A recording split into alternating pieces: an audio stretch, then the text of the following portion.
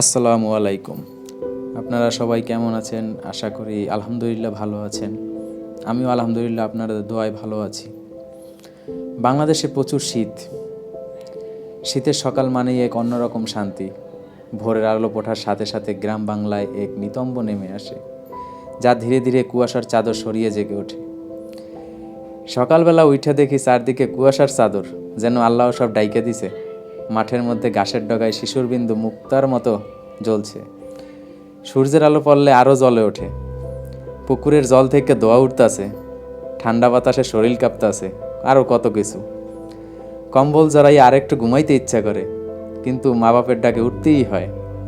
বুড়ো বুড়িরা কুজু হইয়া লাঠি ভর দিয়ে হাঁটে, পাতলা কাপড় গায়ে দিয়ে কাঁপতে কাঁপতে হাসে।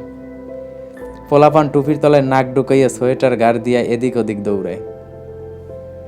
শীতের সকাল মানেই পিঠার গন্ধ। বাবা পিঠা, চিতই পিঠা, চুইয়া পিঠা, বিবিখানা পিঠা, আরও কত রকমের পিঠা। গাছের নিচে বৈশা খেজুরের কাঁচাপাশা রস খাওয়ার সাথে সাথে গরম পিঠা, কি যে মজা। আশেপাশের বাড়ির চুলায় ধোয়া ধোয়া, আর পাখির ডাক কিচিরমিচির শব্দে মনটা ভরিয়ে যায়। শীতের সকাল আমাদের গ্রামীণ জীবনের এক অবিচ্ছেদ্য অংশ। এই সময়কার ঠান্ডা, কুয়াশা আর পিঠার স্বাদ শহরের জীবনের পাওয়া যায় না। পাইছেন আপনারা? কেউই পান নাই। আমরা শহরে থাকি, কিন্তু দেশের স্বাদ কখনো পাওয়া যায় না।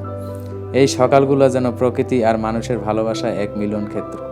শীতের সকালের প্রধান বৈশিষ্ট্য হলো কুয়াশার চাদর, যা প্রকৃতিতে রহস্যময় করে তোলে।